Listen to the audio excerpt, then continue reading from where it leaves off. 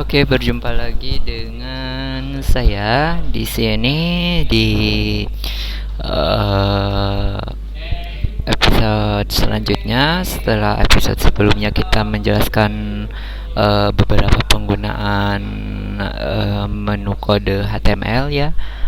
Tiba di akhirnya yaitu penggunaan heading dan paragraf.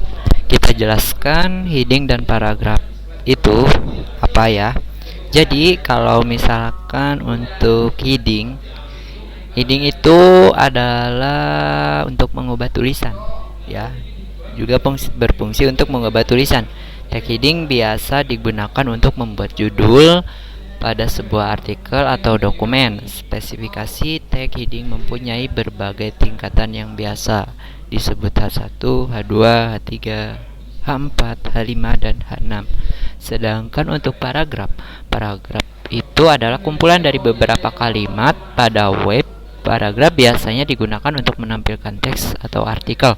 Paragraf pada HTML dibuat dengan tag p.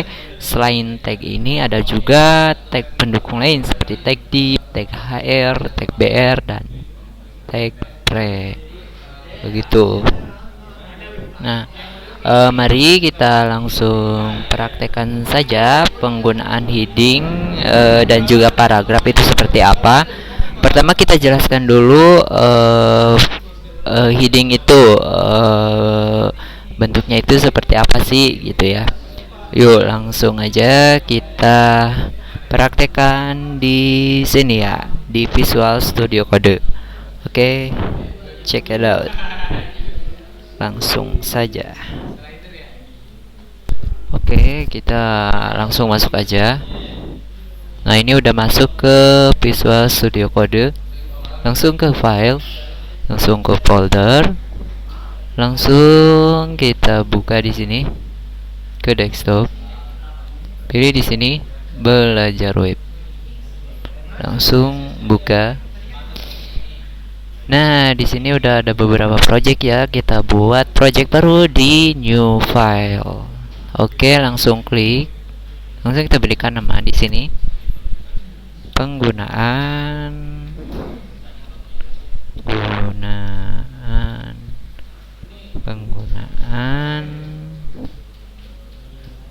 heading gitu ya. Penggunaan heading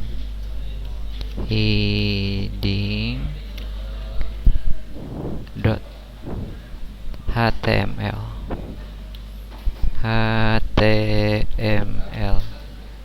Nah, langsung kita enter. Nah, setelah itu seperti biasa kita masukkan kata HTML. Pilih HTML5 langsung.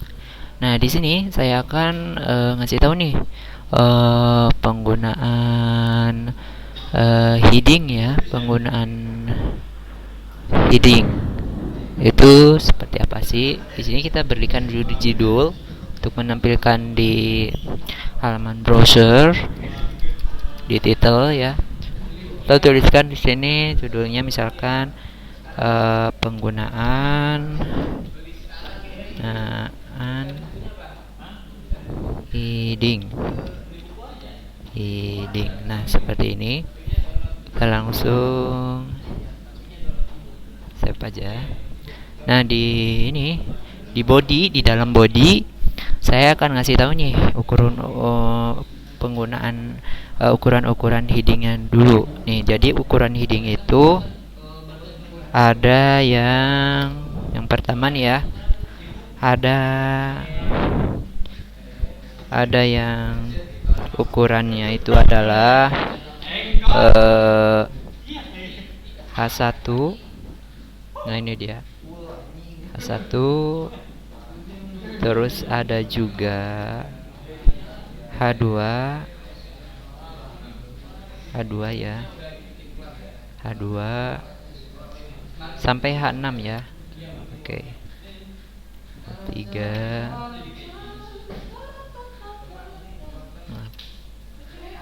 H3. Terus juga ada H4.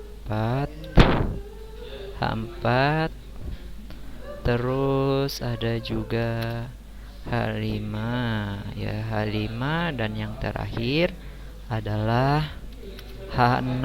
H6. Nah, ini dia. Nah, kita tuliskan di sini, ini adalah heading ini untuk memberikan judul ya, pada halaman HTML, serta heading ini di HTML ya,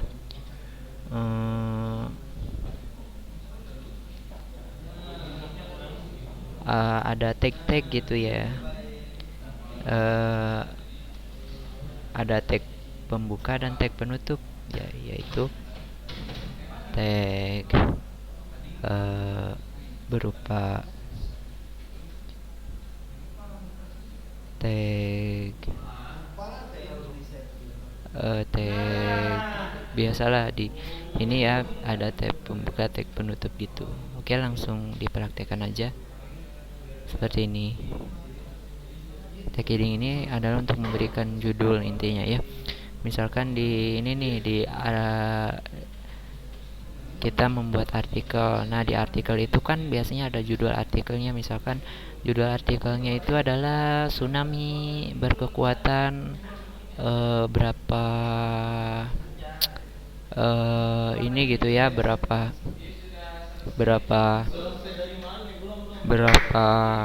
kuat gitu guncangannya. Nah, itulah gunanya heading. Heading ini untuk memberikan sebuah judul pada artikel-artikel atau berita-berita yang berupa tulisan atau paragraf. Nah, kita tulis di sini aja heading.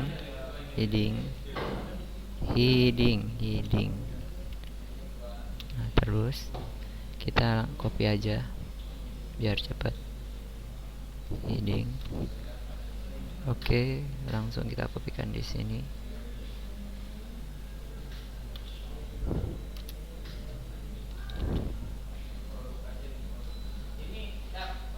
Terus ya,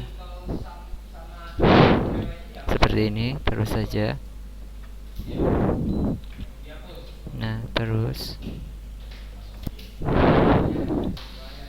seperti ini. Nah, setelah itu langsung aja tuh kita periksa di halaman web browser ya. Langsung simpan. Kita buka di sini di files, terus kita buka di home, ke desktop, pilih belajar web. Nah, di sini nanti ada ini ya nih, yang tadi udah kita buat, penggunaan heading HTML. Kita klik aja. Nah, seperti ini. Ini ada ukuran 1, 2, 3, 4, 5, 6. Dimana yang ukuran 1 ini lebih tebal dan gede, menyusun ya. Terus ini nih yang paling akhir itu adalah ukuran 6, yang paling kecil dan yang paling tipis ya. Heading di ukuran 6 atau H6 gitu. Nah, kita kembali ke sini. Kita udah tahu. Misalkan di sini kita akan membuat ini ya, membuat contoh dari gunanya heading gitu. Kita hapus aja di sini. Kita hapus yang ini juga. Nah, seperti ini. Ini heading kita buat, misalkan di sini ganti ya. Misalkan contoh, kita akan membuat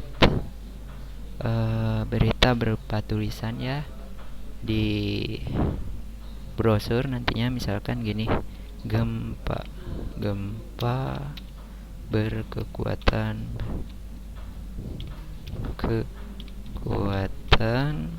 besar. Nah, seperti ini. Lalu kita save. Lalu di sini di dalam tag body kita juga masukkan tag P ya. Tag P seperti ini. Tag P. Nah, di sini gempa berkekuatan besar itu terjadi di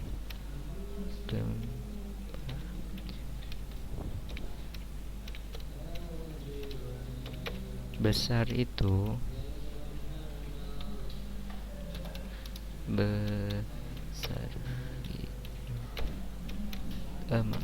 terjadi di sekitar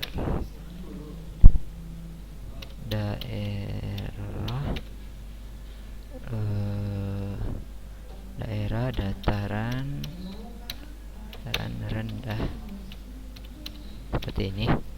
Nah, kita langsung lihat aja. Nah, seperti ini. Kita di sini langsung refresh. Tuh. Inilah gunanya dari heading. Heading ini memberikan judul. Nah, pada sebuah paragraf atau tulisan, baik yaitu berupa artikel atau berita. Begitu. Nah, untuk selanjutnya kita akan menjelaskan tentang penggunaan paragraf. Nah, jadi paragraf itu sebenarnya ini juga disebutnya paragraf nih ya. Paragraf. Tapi sebelumnya kita bahas dulu nih paragraf, karena ini adalah heading ya yang udah kita menulis kode ini adalah penggunaan heading. Oke, langsung aja kita masuk ke paragraf. Ke paragraf. Dari sini langsung aja berikan judul penggunaan paragraf ya. Paragraf. Nah, di sini bagaimana sih penggunaan paragraf itu? Kita ini dulu ya. Di sini karena antara paragraf dan heading itu memiliki hubungan atau keterkaitan satu sama lain. Kalau nggak ada heading, ada paragrafnya aja, yaitu namanya artikel apa, berita apa. Kalau ada judul, nggak ada paragraf, yaitu namanya berita apa, artikel apa gitu. Jadi antara heading dan paragraf memiliki kaitan satu sama lain gitu ya. Nah, kita berikan di sini di dalam body sama seperti tadi, hampir mirip sih sebenarnya penulisan kodenya. Di enter, kita masukkan tag H2. Nah, heading tuh ya. H2 seperti ini, bisa diikutin aja. H2 seperti ini. Nah, di sini kita berikan judul artikelnya apa ya? Misalkan judul artikelnya kita tulis angin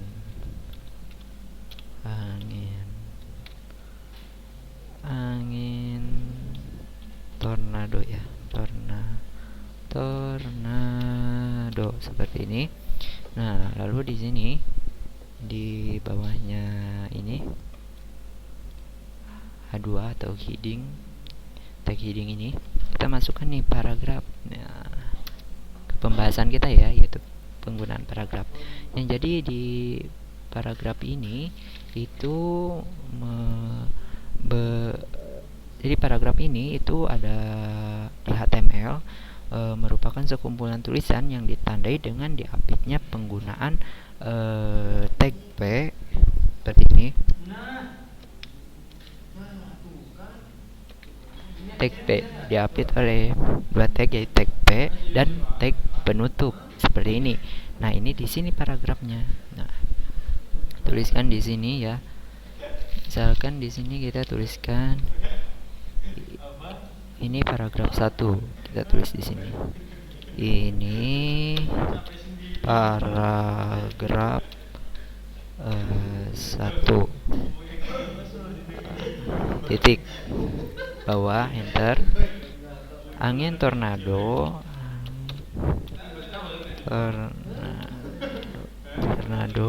biasanya terjadi pada wilayah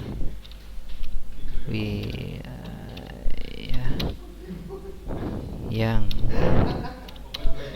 rawan terjadi tsunami, misalkan ya, contoh misalkan doang nih. Nih,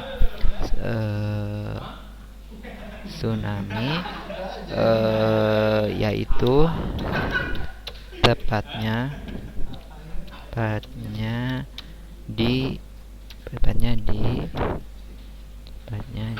daerah Aceh. Nah, untuk penulisan paragraf selanjutnya, kita di sini tulisan lagi ya, seperti ini. Oke. Nah, maaf salah. Seperti ini. Ini kita tulisan lagi. Ini paragraf 2 tik jebret. Nah, seperti ini. Daerah Aceh biasanya ya, masuk pada daerah rawan bencana. Nah, seperti itu, bencana, sehingga wilayah Aceh ini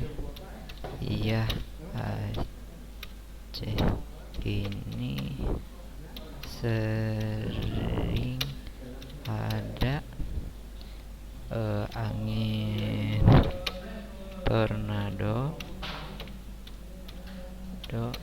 ataupun tsunami gitu ya. Tsunami. Nah, seperti ini. Oke, langsung kita cek ya bagaimana hasilnya dari penggunaan paragraf ini. Langsung kita save seperti ini. Kita save. Kita di sini langsung di press. Angin tornado. Nah, ini tadi heading. Ini paragrafnya ya. Ini penggunaan paragraf. Ini paragraf angin tornado biasanya terjadi pada wilayah yang rawan terjadi tsunami, yaitu tepatnya di daerah Aceh. Ini paragraf 2. Daerah Aceh biasanya masuk pada daerah rawan bencana, sehingga wilayah Aceh ini sering ada angin tornado ataupun tsunami. Nah, jadi di sini kita dapat mengambil kesimpulan ya, bahwa tag heading ini merupakan salah satu elemen yang bisa digunakan untuk menulis judul pada halaman HTML ya. Terus untuk paragraf kita ambil kesimpulan bahwa setiap teks memiliki satu judul dan sekumpulan paragraf tentunya ya, dalam setiap alinea kata atau huruf. Nah, selain itu paragraf juga merupakan